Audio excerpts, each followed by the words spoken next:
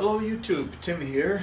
This is just one of the many little basic U3 curves, the 41-inch long, half-inch pipes that I had sitting around. Let's go ahead and string it and give it a quick test on tillering tree. My plan is I'm going to saw it in half and then I'm going to start inserting various lengths of dowel into the center. First, and every single time I'm going to have 1 inch of dowel inside each limb. So first I'm going to do 2 inches, and it's going to be the exact same length as it is now. Then we're going to test it again. Then I'm going to use a 4-inch length, meaning there should be a 2-inch gap between the pipes. Then a 6-inch, then finally an 8-inch dowel. That should give a fairly interesting result. I'll try and keep all of the measurements the same, that is the brace height and stuff like that, by adding loops to the string. Right now, the raw brace height should be about 7 inches. Yeah, let's go 6 1/4 though, 6 1/3 perhaps.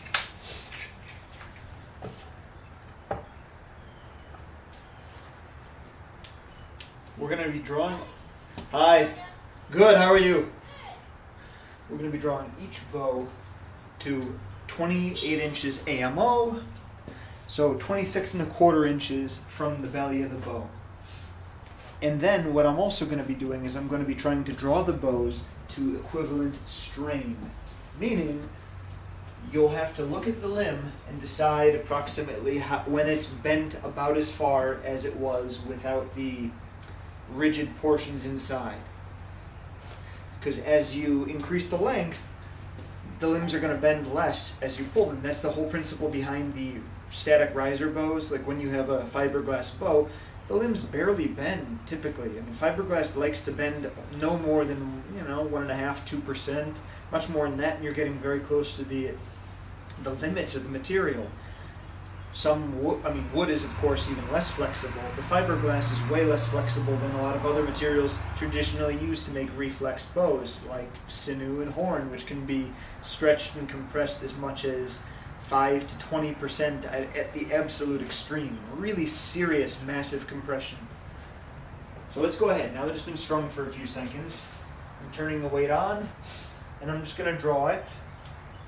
I'm not going to try and do it.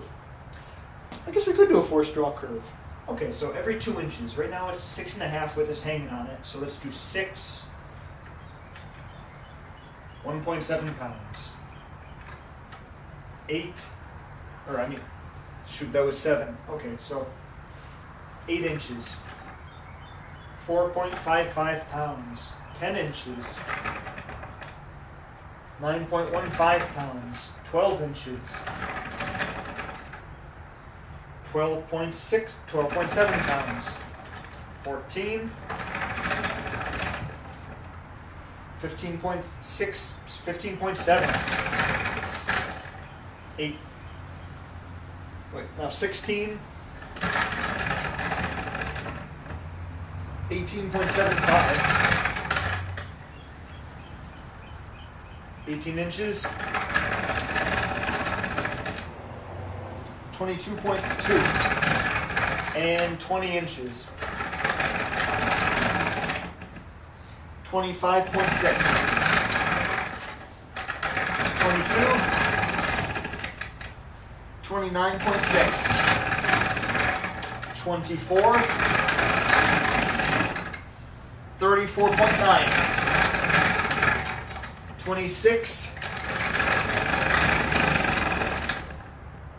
41.45, and 26 1/4.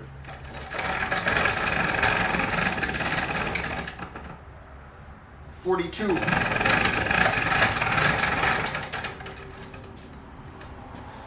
Great. Now I'm going to unstring it, let it relax. It's going to change, but this is the best I can do. Now I'm going to go and I'm going to saw the bow in half, and I'm going to heat the end and start inserting various dowels. Here they are, from 2, 4, 6, and 8 inches. Should be interesting. Let's have a little bit of fun. We'll see how that affects draw weight at a given draw length, as well as what draw length you eventually get the same draw weight at, and equivalent strain is reached at. This should be a lot of fun. Thanks for watching, and we'll have more results for you shortly in that portion.